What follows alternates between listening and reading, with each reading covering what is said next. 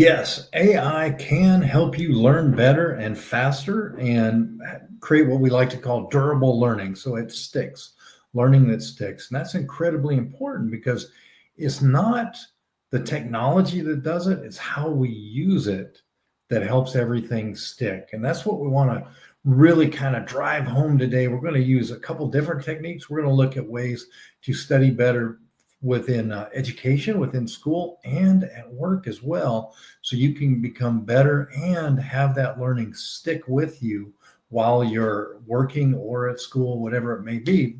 Because when you have durable learning, that means you can recall, you can get that knowledge back and you can apply it in unique ways.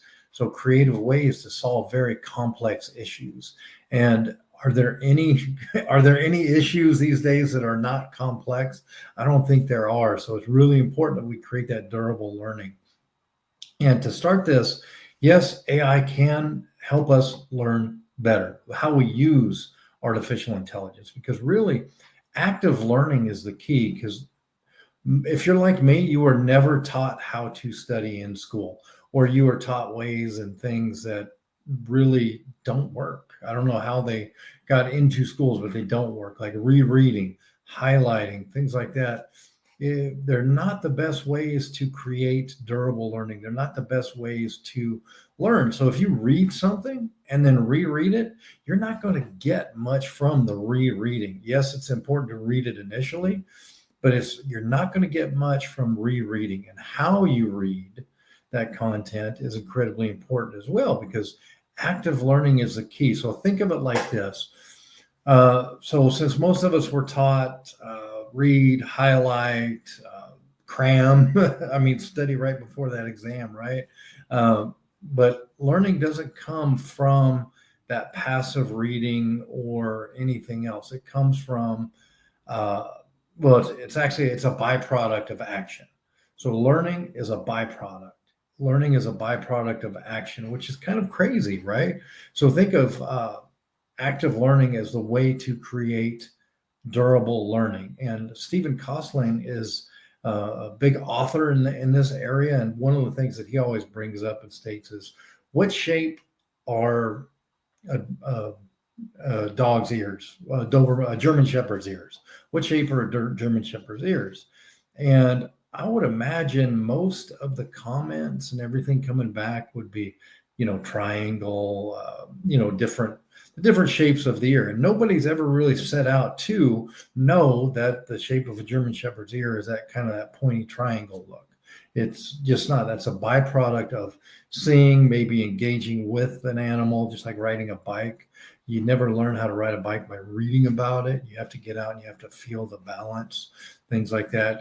You never really know how to do multiplication until you do multiplication, until you go through the process that it takes to do it. So any of those things are active learning. We have to actively engage with the content. And we're going to do that today utilizing ChatGPT in our case, and we're going to use the PAPR method. It's called PAPR: prepare, acquire. Anybody want to take a wild guess at what the next P is for? No, it's for practice and then reflect. So we're going to prepare, acquire, practice, reflect. And we're going to use ChatGPT in a number of ways today to make that happen. And we're going to do that from the perspective of, if you're in school, so in the education setting, higher ed, secondary school, whatever it may be, and on the job as well, because it's so important to get that learning to stick while you're on the job. So let's jump in and start looking at that acquire piece. So if we want to, at the preparation phase, I jump right past prepare. Why is it important to prepare? So anybody out there, if you can think of reasons why it's important to prepare your mind to get ready to learn, go ahead and put that in the chat. I'd love to read those off and hear what people have to say. And as you're thinking about that, the reason that it's important from my perspective is that you're preparing your mind to learn new content. And the way we're doing that is by connecting it to our schema that we already have. And what is our schema? Well, it's really our framework of past experiences, past knowledge, that we filter everything through that we learn new. So let's go through this exercise with me really quickly. So you're at a park or somewhere, you're outside and you see something at a distance. You can't quite make out exactly what it is. So what does your mind go through as you see that out in a distance? You're trying to figure out what that is.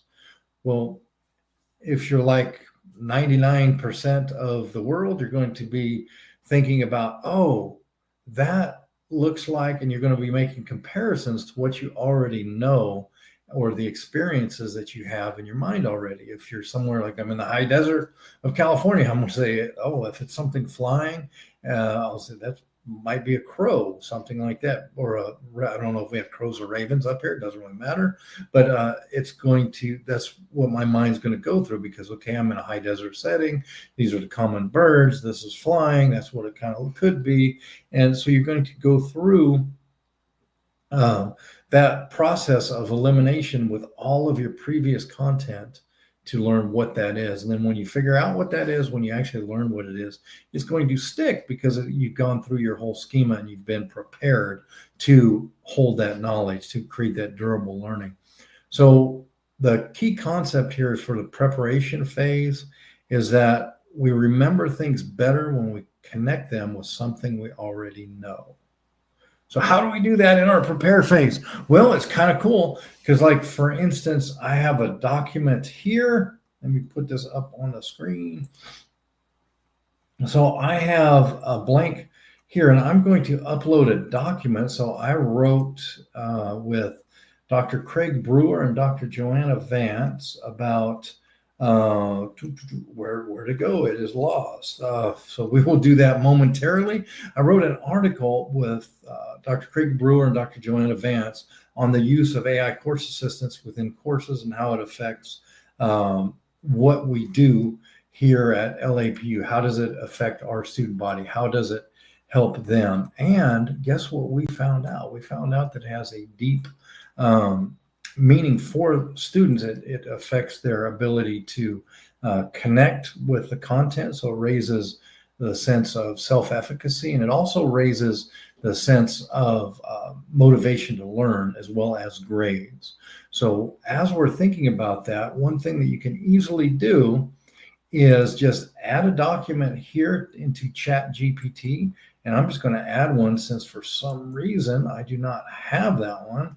I am going to upload. Well, we're going to pause on that for just a second. I'm going to talk about how we get through that. So how do we get through this? We're going to upload the document. And the first thing that I want to do is think to myself, what am I going to learn from this? I'm going to take a look at the title. And then once I take a look at the title, I might look at the abstract. And once I look at that abstract, then I'm going to say, okay, this is what I think I'm going to learn from this. Then I'm going to take this document and I am going to upload it into ChatGPT.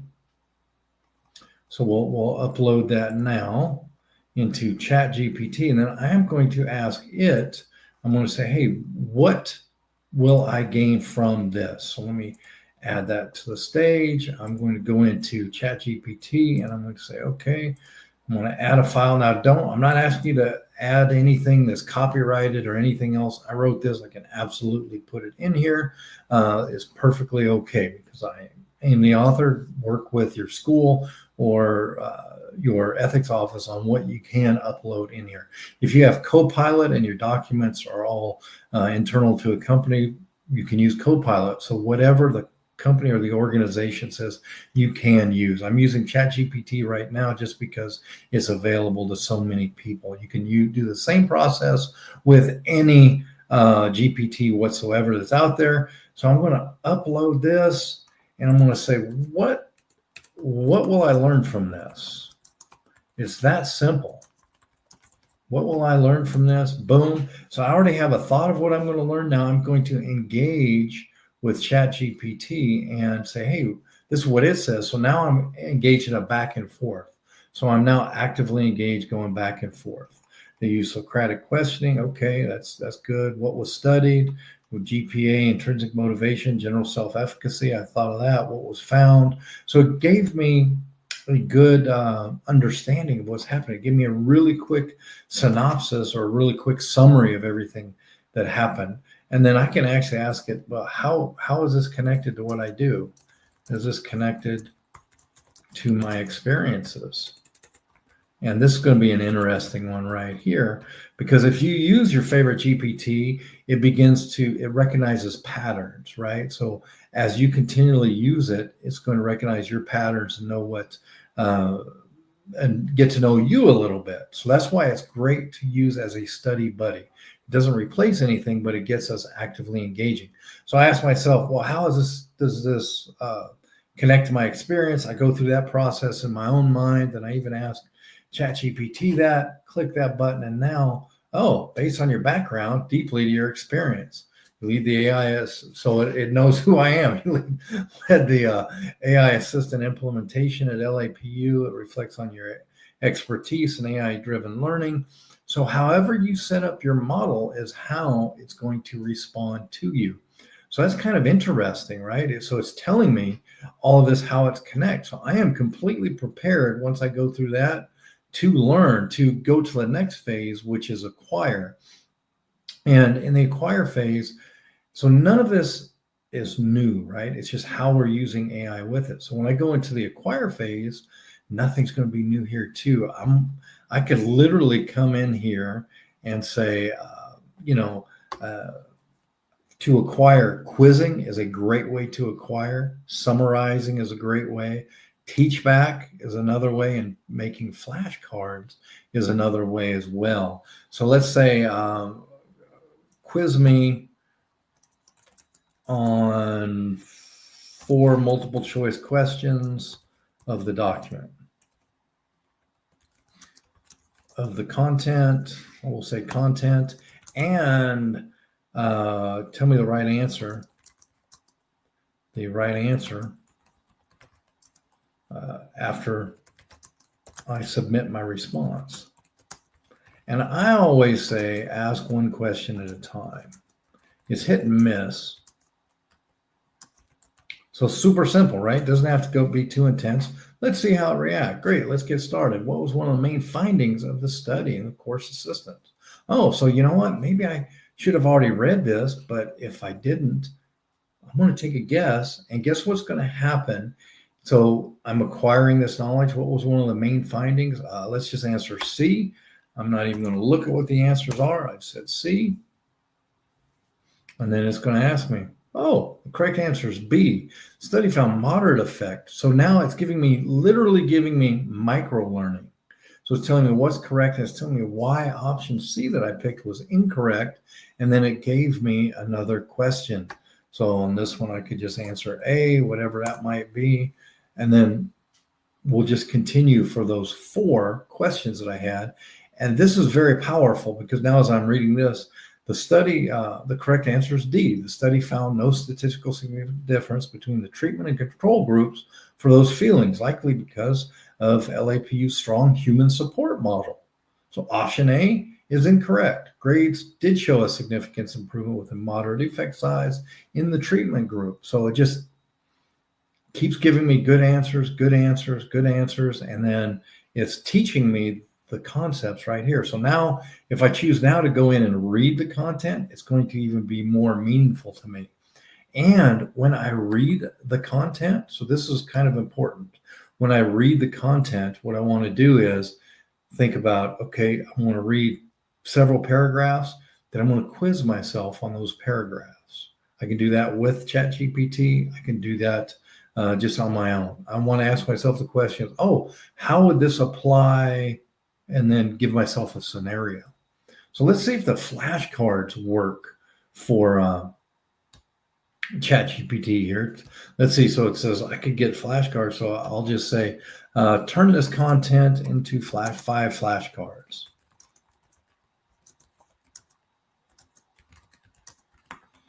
And to 5 flashcards. Let's make this fun. Let's make learning fun. So see how I'm engaging and I have to think through things. Flashcard 1. What was the primary research design? Randomized. All of that good. Would you like these export into a PDF or a tool like Quizlet?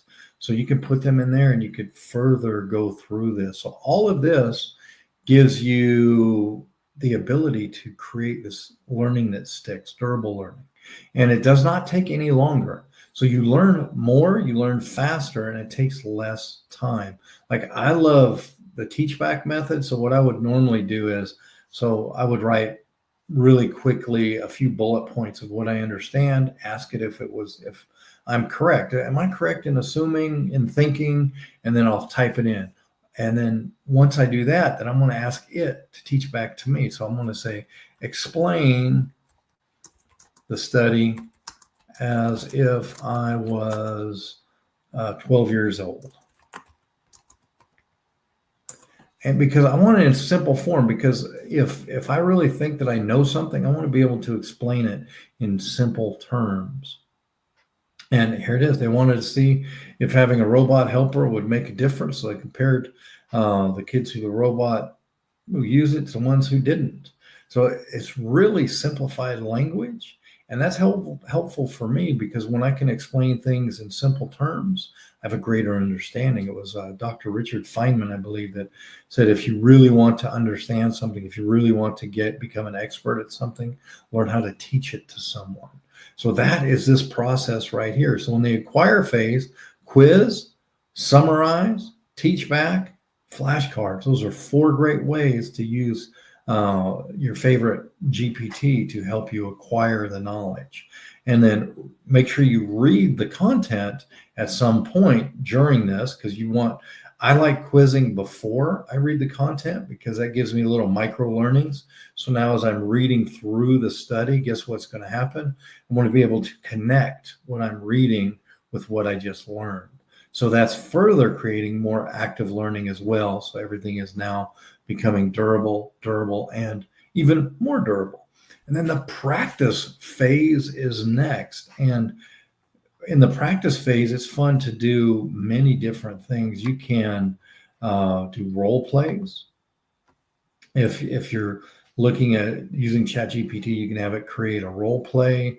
You can have it create a case study, or you can write a case study, or write to it and say, this is how I think this would apply for me, and then write a couple quick sentences about it, and it'll give you feedback as well. So that's how we engage and remove ourselves just from that passive learning that you're only going to pick up, 5 to 10% of what you're reading or what you're doing at that time. So for the practice phase, have it give you a scenario, or give it a scenario, and then do a role play. Have it do a case study, have it give you a challenge. So give me a real world problem using this concept, or you give it the real world problem and it comes back with you, or give me some feedback as well on this. So what can you do? Let's see what it looks like when you say, okay, give me, let's do a role play. So let's role play. Let's role play. I want to learn how to use this information from the study. I can't type from the study to implement at a university. And then I say, act as if you are the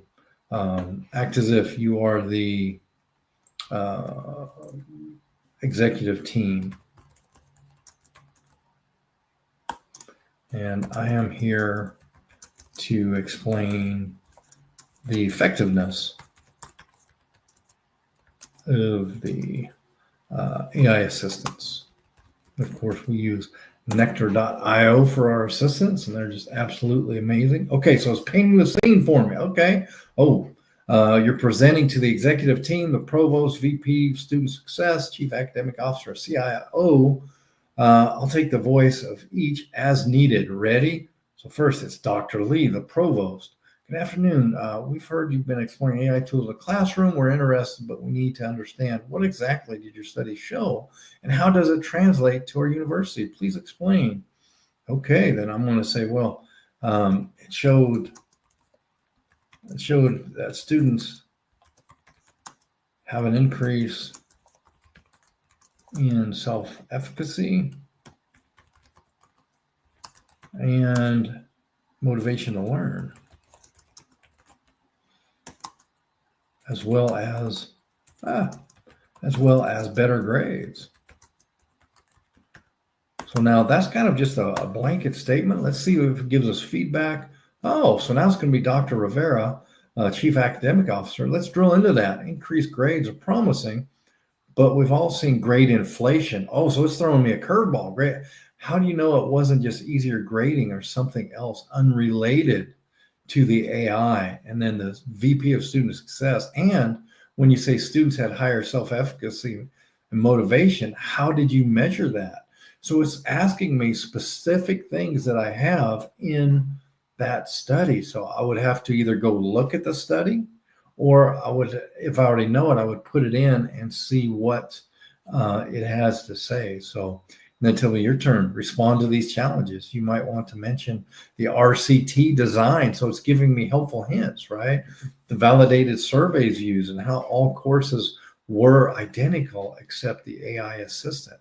So it's prompting me, it's training, it's teaching. So we're engaged with active learning in this practice phase. So that's an amazing way to use a GPT for that.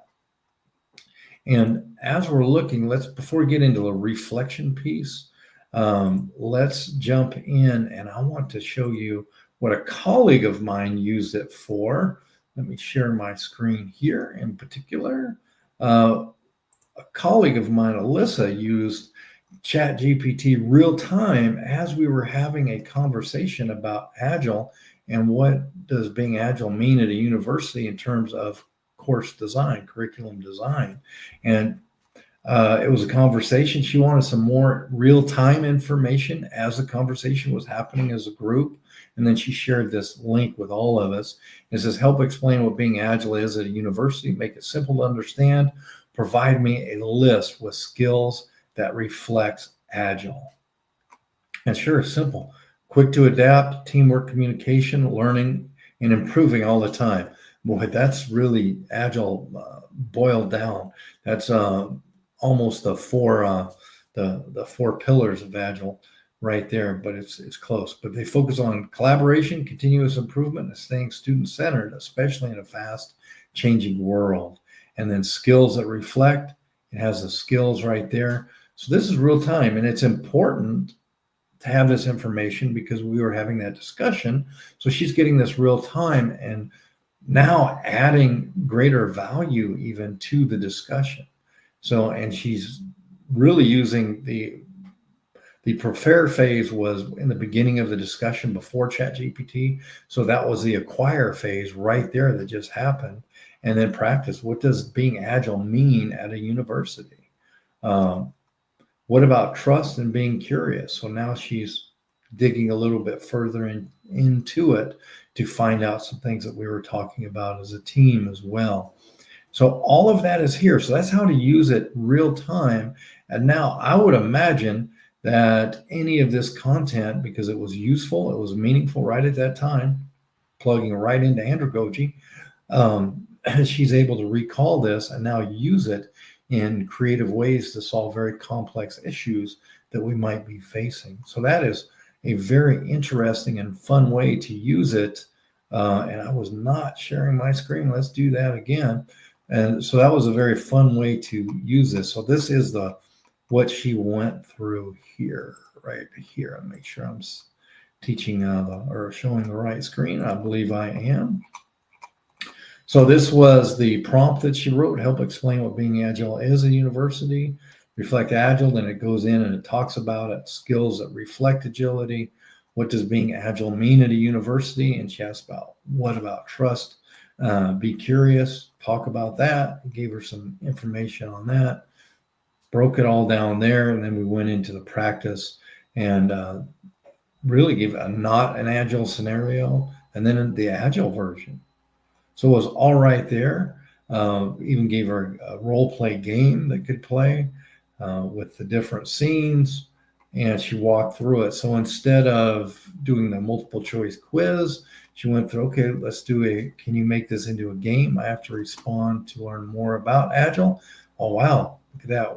We're acquiring even more knowledge. So she practice acquire. You can move back and forth between those in this game. This is more on the practice side, which is awesome. And then last but not least, since we're coming up on time already, is reflection. Reflect on what you learned. See how you took that in. And then you can actually use your favorite GPT to help you with this as well. And how do we do that? Well, simply ask ChatGPT. These are the three things that I take away from this study. And then what are three things that you're taking away from this study?